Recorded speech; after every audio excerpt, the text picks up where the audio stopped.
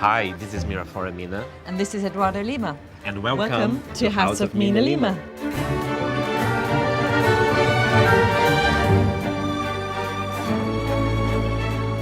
Mira, I was just realizing that next year is going to be 20 years that we are working together. And all because of... All because of this boy wizard that's been with us for all this time, since 2000, when I first started working on the first Harry Potter film as the lead graphic designer.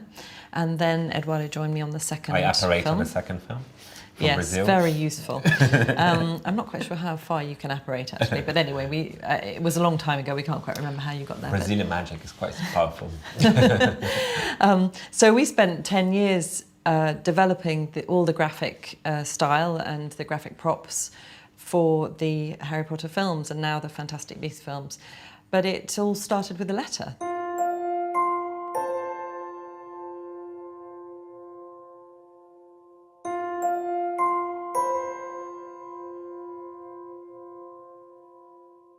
That was really the first prop that I had the pleasure of designing, and of course it was the first piece of magic that Harry Potter entertained and was inviting him into this other world that he knew nothing about. So I feel like a little bit of a parallel there between his experience and mine. After working on all the films, we had maybe 1 year gap. No, gap year with... A gap year. And after we were called back to help the Universal team, creative team, to develop diagonally for Universal Orlando. And 2 years later, Fantastic Beasts came. And last year we were invited by Scholastic to reimagine what this world might be like on the page, which kind of came full circle for us, because having had to think about everything for the screen and then everything for the entertainments in the parks, to then bring it all the way back to the original work on the page was not only a privilege but also quite a challenge to rethink and sometimes unthink some of the things that we had taken for granted in the filmmaking, because of course the book has its own dynamics and its own demands on the reader. So and of course, like when we are working in the films, the script is so different from the book, because lots of things had to be cut or adapted for the film. And working now with the full content, with every single word and every single situation and location, was even more challenging. So the result of all that effort was Harry Potter and the Sorcerer's Stone by J.K. Rowling, and its sister, the Philosopher's Stone, and many other translated versions too, which is really exciting for us to see in different languages and how they might be interpreted. It's completely illustrated. Nothing would leave our studio without being fully illustrated, and full of interactives as well, which is going to be really good fun for the reader to investigate how we might reimagine some of those pieces that have become so iconic and some of the things will be surprises to the reader. And also, of course, another really important thing in this book, in the writing, is the element of humour. So we mustn't ever let go of those opportunities to bring a little humour. Hello. Password, please. into the thinking, into the visual thinking and the marks. But we always try and cover every single surface in design.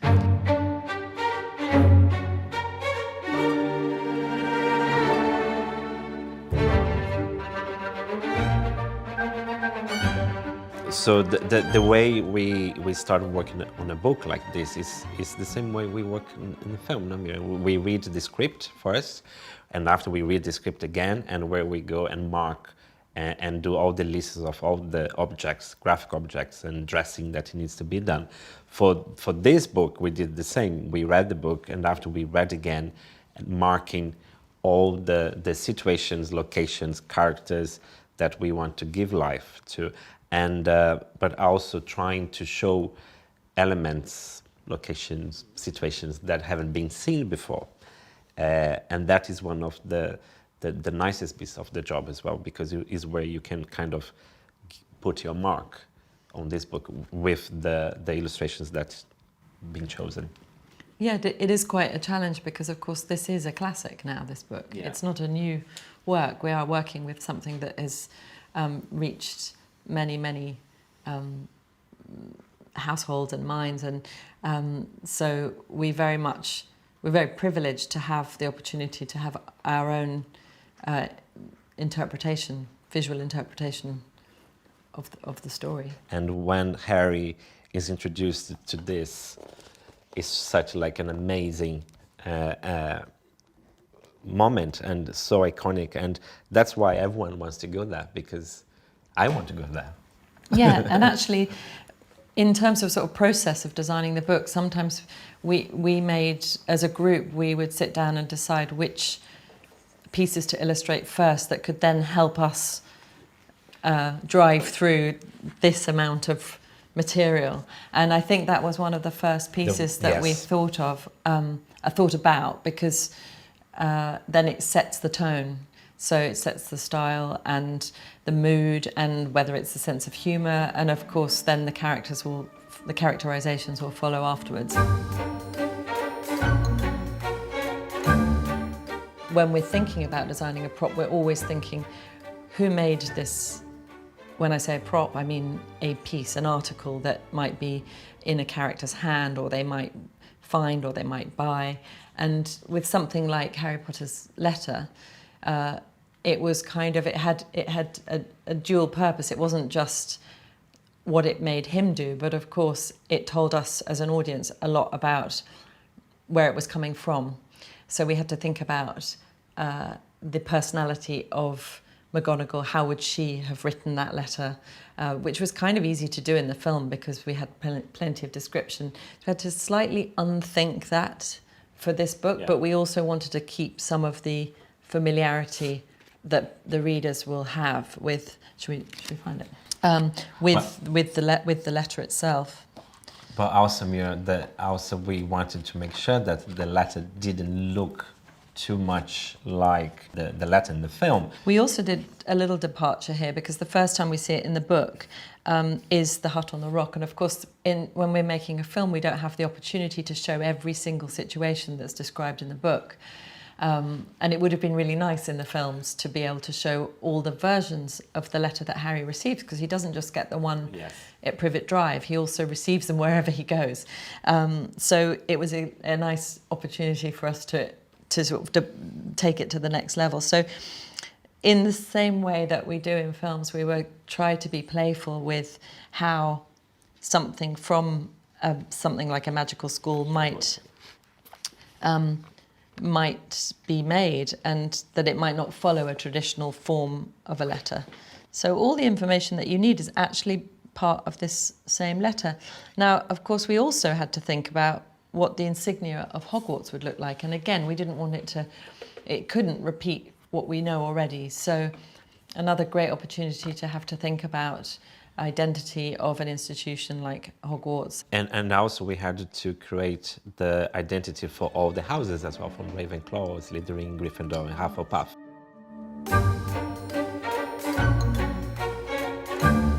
Thinking about Hogwarts, whilst we've got the legacy of the fantastic work that Stuart Craig did on the movies, our work here is slightly different because this is a much more graphic representation.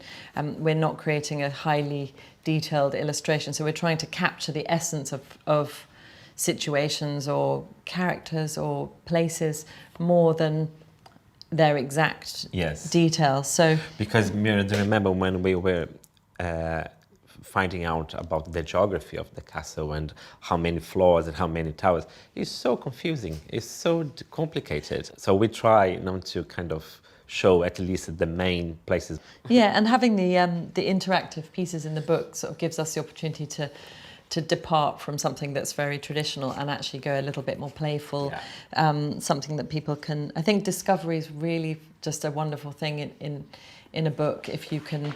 of course, a lot of readers might be coming to this because they know it already, but to be able to discover visual surprises as well as the writing is going to be, I think, a lovely thing for children and maybe some adults too. So this is a little cross section of the school showing all the places that are mentioned that Eduardo was talking about. And yeah, but that is just a little bit because it's so... We should provide enormous. a magnifying glass with this page so you can see everything.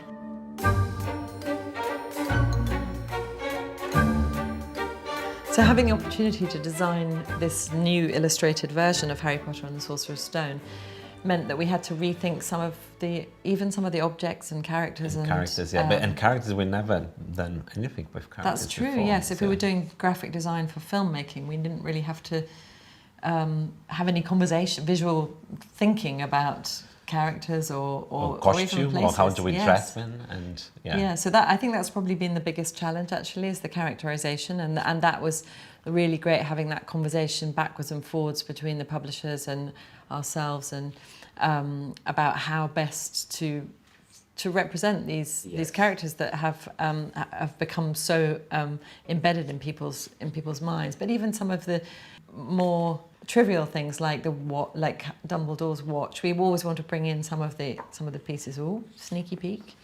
And I think you could probably show us, speaking of characters. Yeah, there's one, the most scary one, no? That isn't that weird moment that he's still... You might have to help me. Hello.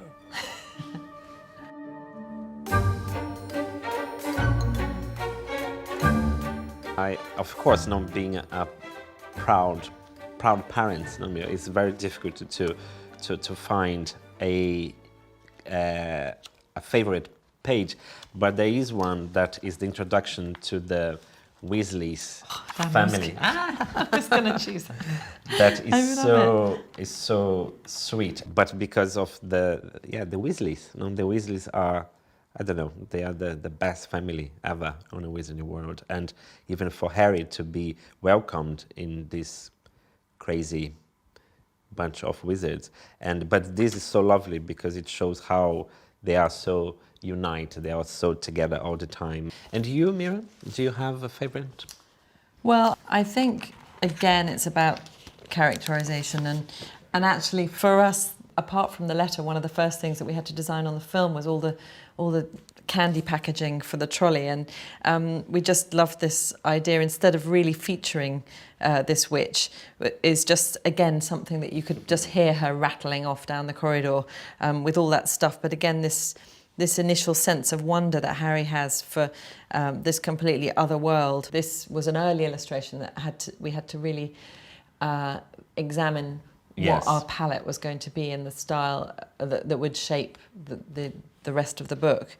So I think this captures a lot of the design decisions as well. But also is a special moment in the book, because it's when Harry and Ron becomes good friends, and they will be friends forever. So that is the moment that they... You need chocolate frogs to connect you, yeah.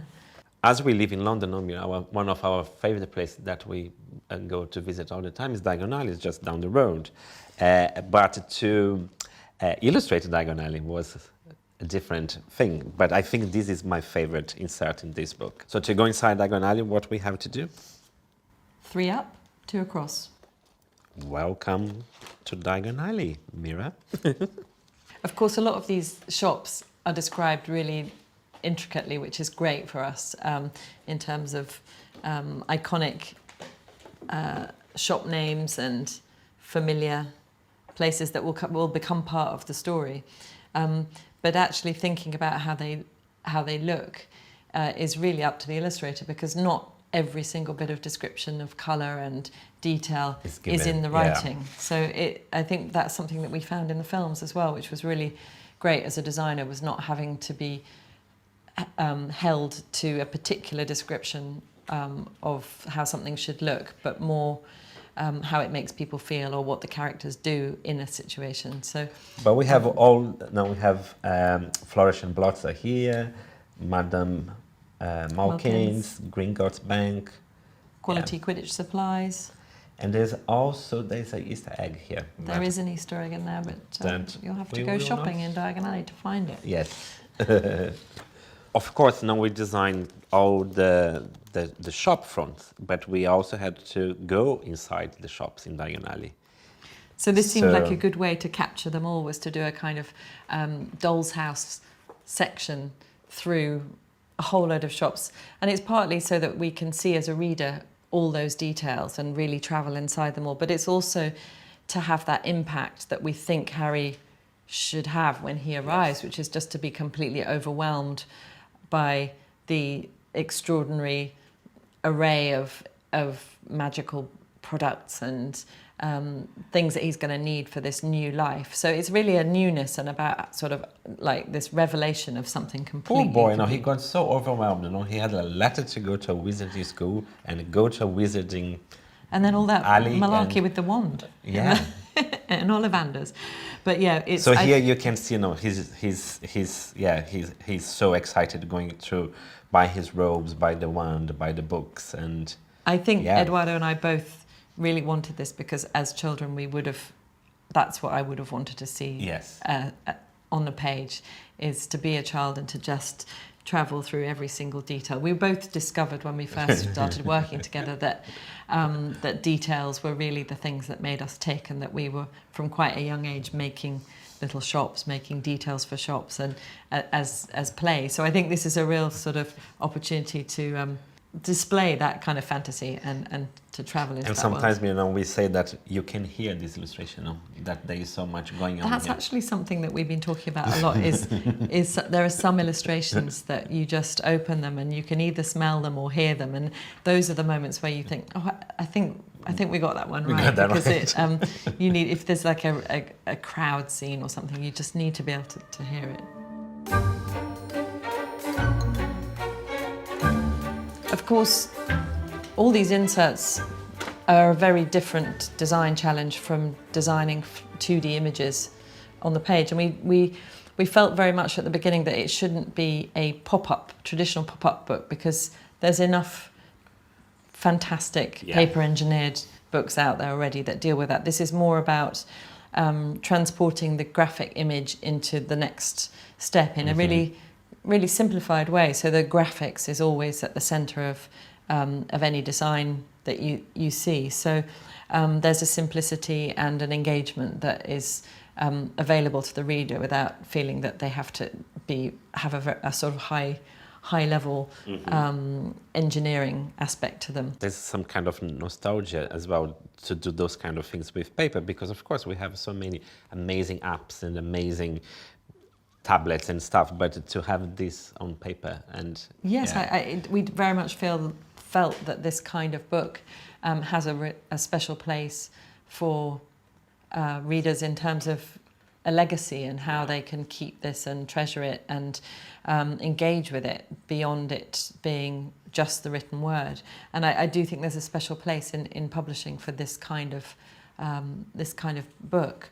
But when we're thinking about the interactives, it is quite a practical exercise in geometry in terms of how we have to develop the pieces, because obviously we're constrained by a very particular size. We're also constrained by the depth of the book, because if something's too deep, then it's going to pad out the book too much.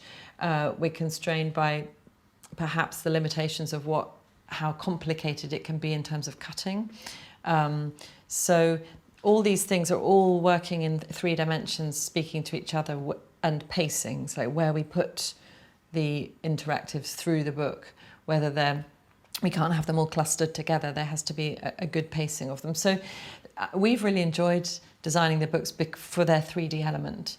whilst it's a 2D exercise illustrating, this kind of book is a completely three-dimensional exercise in design. And it kind of keeps all our minds very active. And of course, it's not just the geometry, but also how you can best describe a situation in an illustration and still make it interactive. So those are the fun bits, aren't they? But the process, we started on sketching and also like cutting loads of different shapes, and until we find the best solution for that. But also we send it to the printers, and the printers give their feedback as well, and they send the final white model and where we go and add the graphic as well. This one in particular is not that complicated, I mean, but there are other ones. Like this one is quite complicated mechanism. Whilst she doesn't do very much, it's still about getting everything in the right position, and still making something that can be also assembled in thousands. This is one of the things that we would have to think about quite early on in the whole process of designing the book, is how the chapter openers style will serve to be a rhythm that can take the reader through the book. And that's together with the designer for the cover, that's definitely one of the first things that we will try and establish.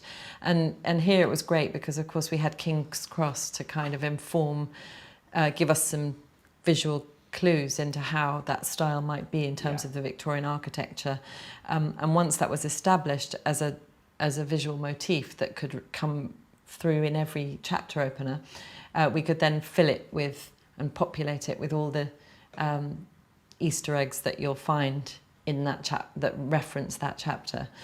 So it definitely gives us a good kind of framework on which to hang important pieces from that chapter. And I think it's lovely to have an opportunity to always think about every aspect of a book. So not just the illustrations that we've chosen to illustrate, but the page numbers, the chapter openers, the end paper as well, yeah? Yes. And the title page and the half title page. And so we're always trying to think about every single corner of a book to give the reader constant things to find. When we worked on the films, we were a little bit naughty that we would have, because we had to populate everything with content, the newspapers, the maps, the labels, the posters, with material. Quite often we would have to rely on our own stories to populate them. So we would put sometimes friends and family. No, and shameless, I put my name everywhere, especially on the Daily Prophets, and all my family. Oh, thanks. Yeah. Do you not No, yours is there. Your family. But the funny one that I always love to put is my mom. She's the security editor of the Daily Prophet, and she also wrote like several books for the. She also came back in Fantastic Beasts, or went back in Fantastic Beasts. Beasts. Yes, she was on a play on Broadway. She's busy. She's really busy.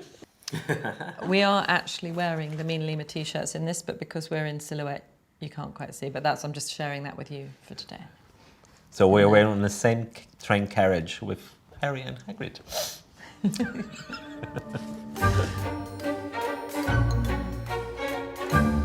Something that Eduardo and I do a lot when we're designing is collect and kind of examine how books are made and bound. And we've got things that are 100 years old, 200 years old, 30 years old, and it's not just what's inside, but actually how they're made and how they're handled. And those are the things that inform us when we're making books for our films. Yes.